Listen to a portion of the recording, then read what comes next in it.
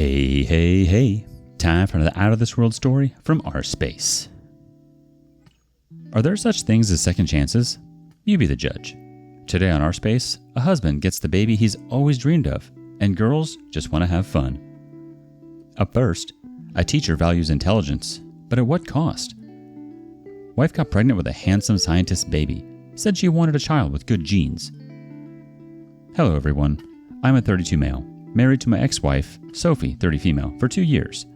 Sophie and I were lovebirds, and even as I share this story, it still surprises me that Sophie cheated on me after all we've been through together. Sophie and I were not strangers when we started dating. As children, we grew up in the same neighborhood and were very familiar with each other. Sadly, when I was 15 or so, her parents moved to a new house, and we lost contact. Many years later, coincidentally, we bumped into each other as adults. Even as a child who didn't know so much about love, I knew I was crushing on Sophie. And when we bumped into each other as an adult, the fire rekindled. We spoke for some time and exchanged our contacts. Luckily, Sophie was single at the time, and after hanging out for weeks, I asked her to be my girlfriend, and she said yes. We dated for a year before getting married. I know this might sound simple, but I knew I loved Sophie and felt complete when we married.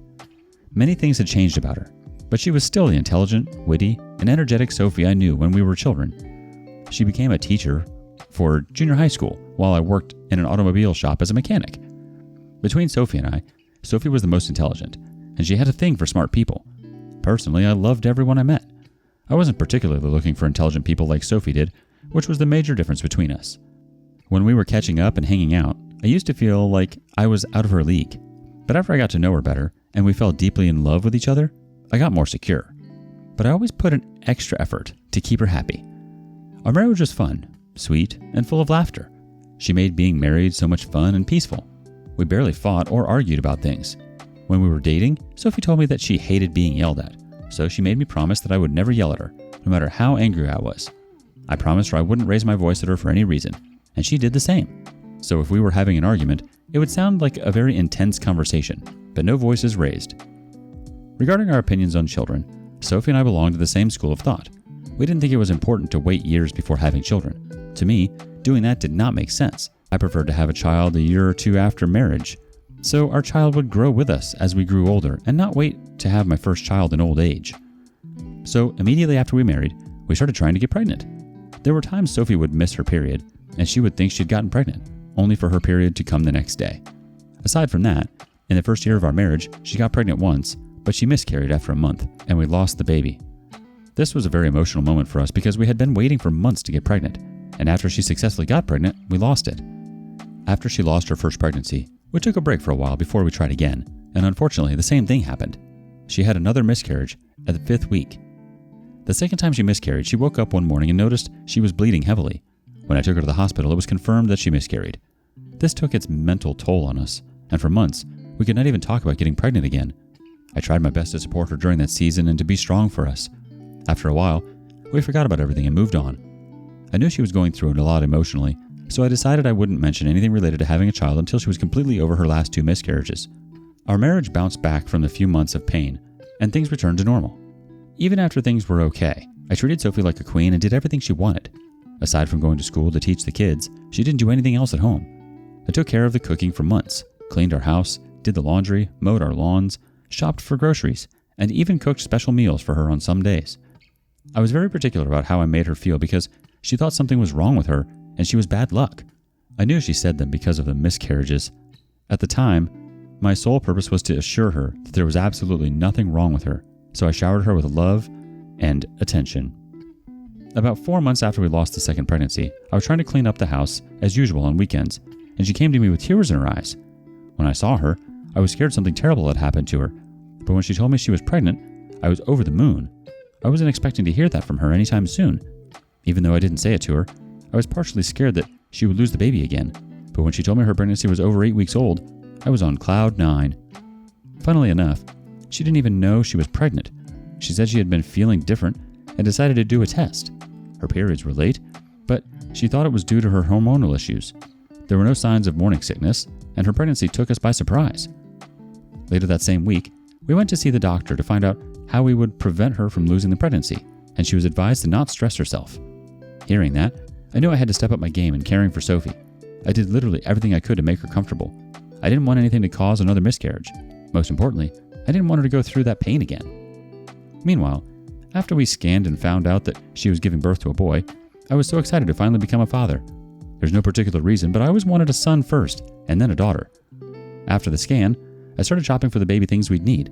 Every day, I woke up praying for the safety of Sophie and our baby. I was also excited to watch the baby grow in Sophie's stomach. I used to spend hours leaning on her baby bump, talking to the baby. Every bit of the moment felt magical to me.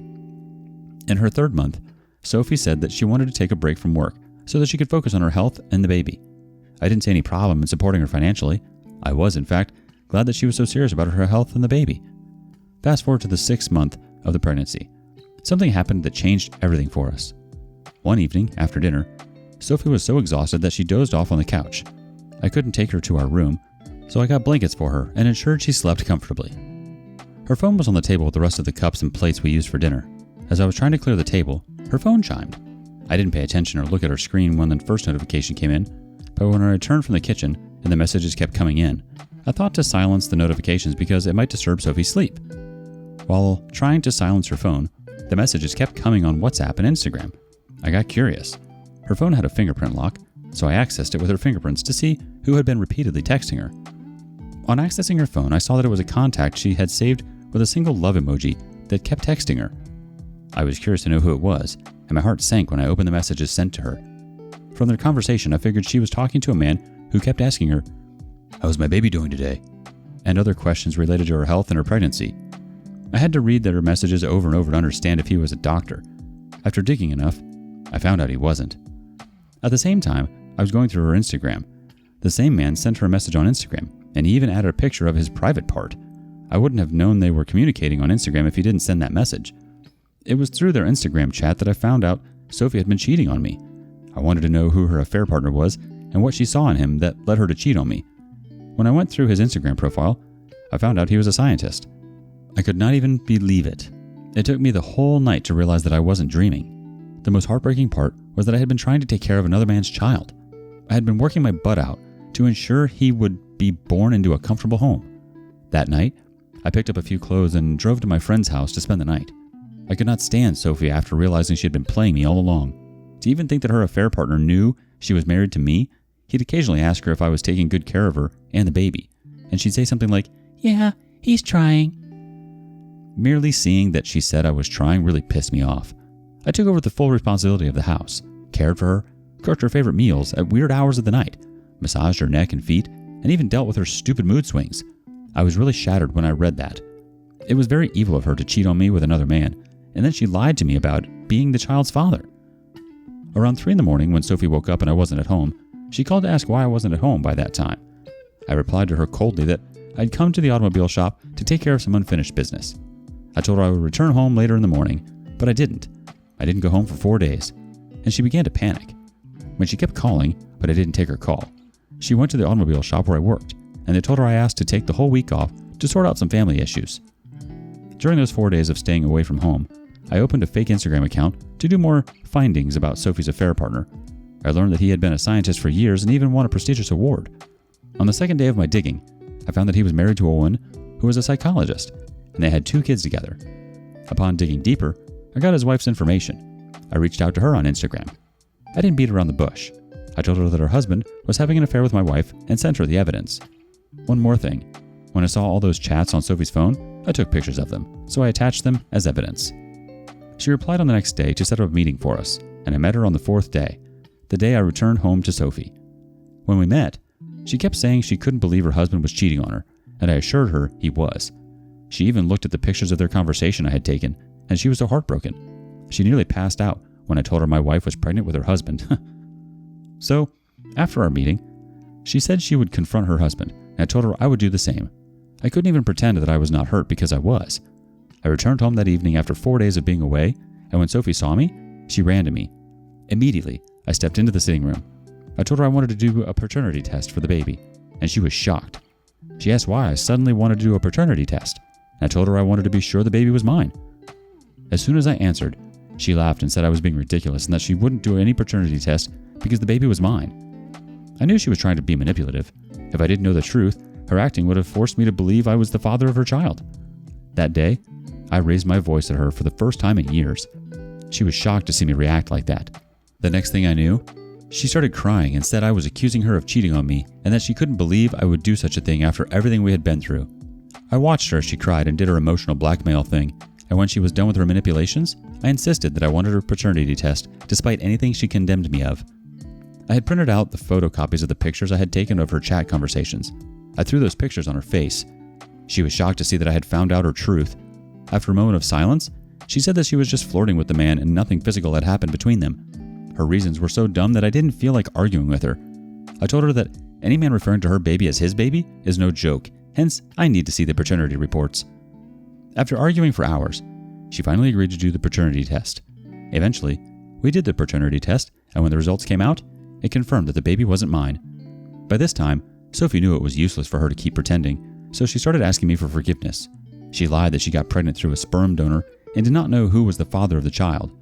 I knew she was lying, but was too angry and tired to confront her, so I left her in the hospital. I went back home and packed most of the things I needed. I was still packing some things when she came home and tried to stop me. At that moment, I was at my peak anger and I could have done something unregrettable, so I left the house. No matter how I try to explain how let down and heartbroken I was, I don't think any amount of words can express how I felt. While I was leaving the house, Sophie became dramatic and started calling me names. Despite all she did to make me stay, I left the house and we didn't communicate for another week. She called me every day and sent different voicemails of her crying, shouting, and begging. It was almost like she had multiple personalities. Just 2 days ago, her parents called and rained abuse on me.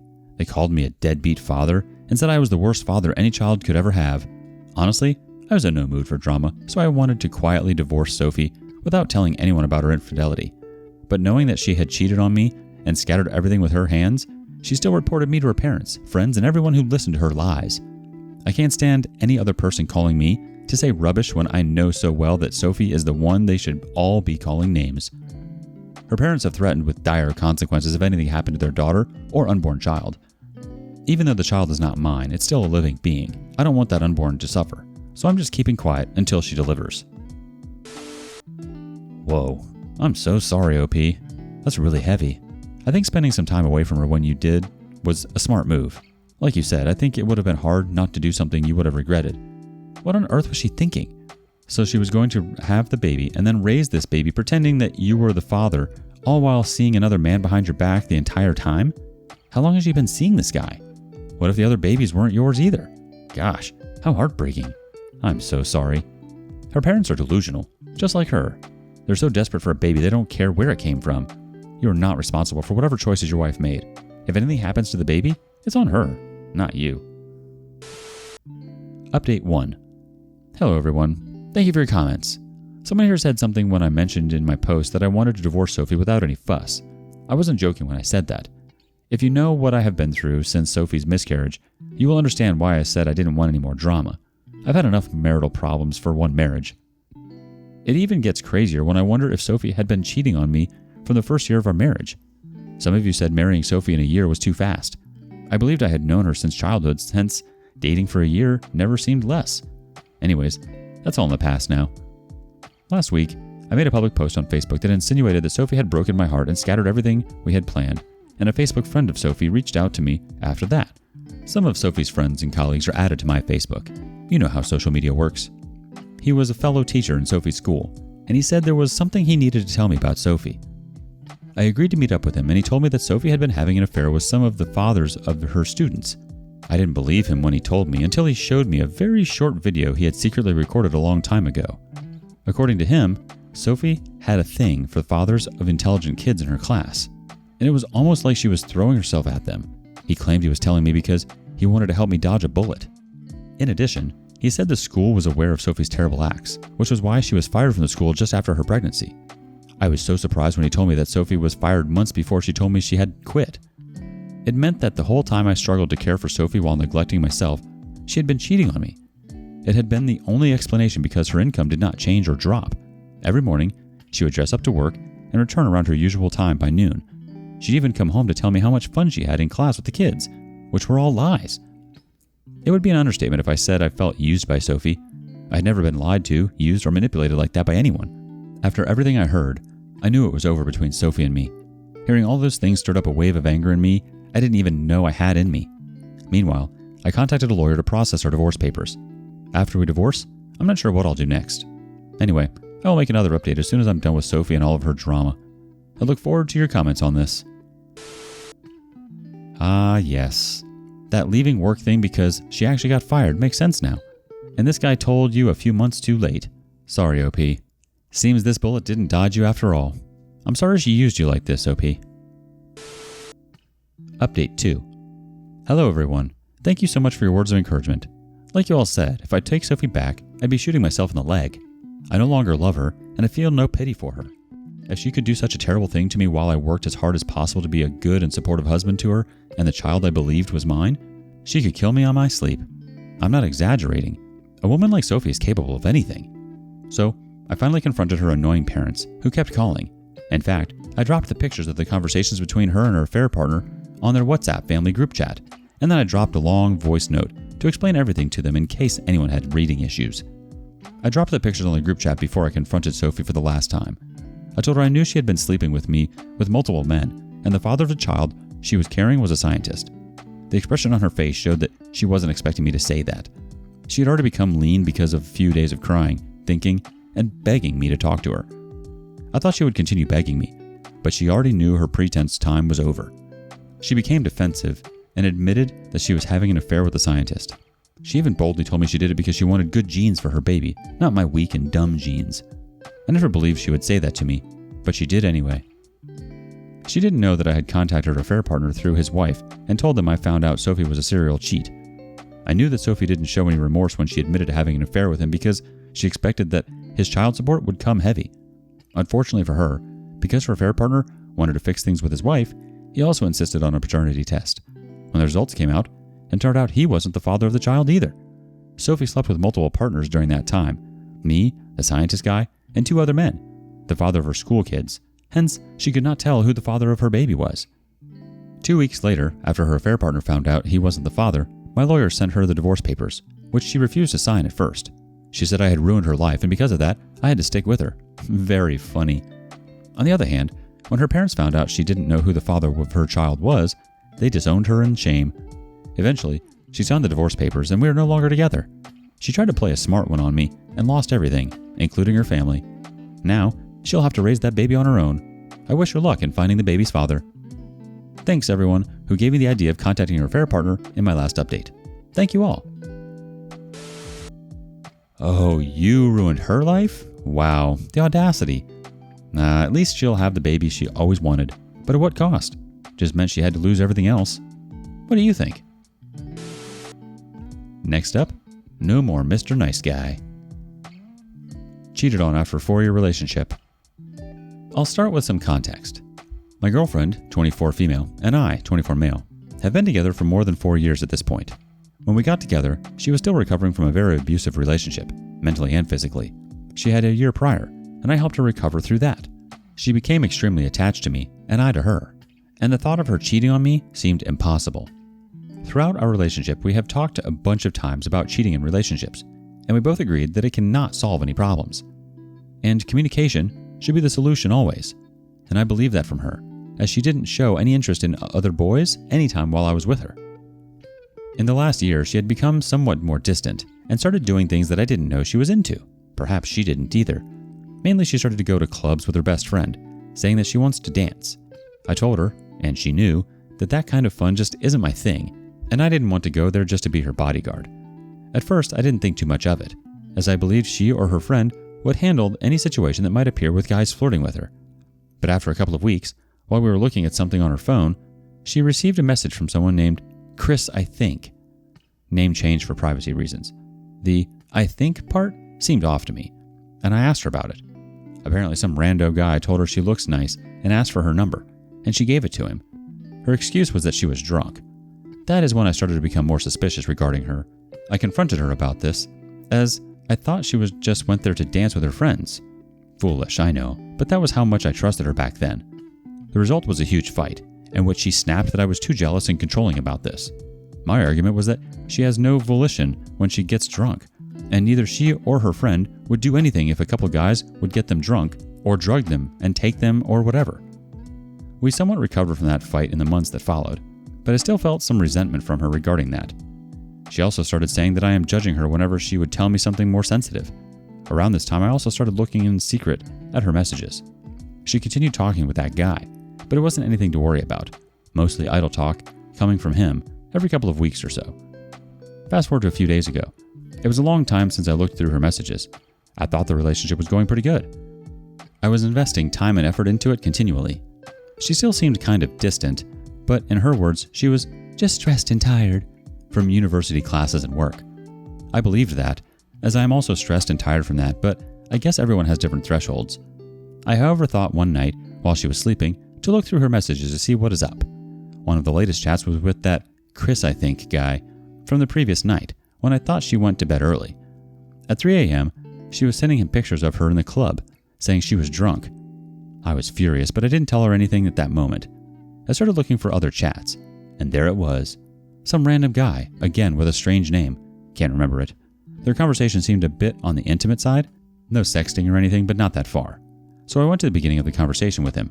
3 months ago, he got her number after meeting her on the street. A few days after, she told him out of the blue to not tell anyone about what they are doing in bed. Suffice to say, that was the moment I snapped. I woke her up, asked her if she would tell me if she cheated. She said, "Yes, of course."